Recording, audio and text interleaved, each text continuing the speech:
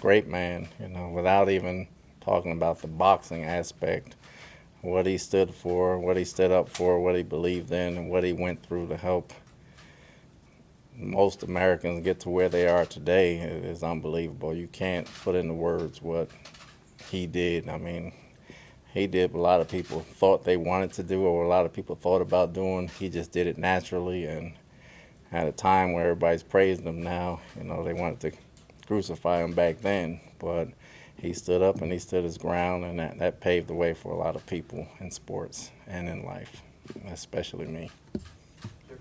Well, growing up at that time, with all the racial riots and everything else going on, for a guy to stand up for what he believed in, especially, and willing to go to jail and do all those things, and at the top of his, or the pinnacle of where he was in sports, and to step down like that is very rare. He did it. Jim Brown walked away from the game. There were a lot of guys back then that you looked up to as men as opposed to sports figures, because what they did walking away from the game as opposed to what they did in the ring. So as a young man growing up, that taught me a lot as far as respecting myself and understanding what I need to do growing up as a man.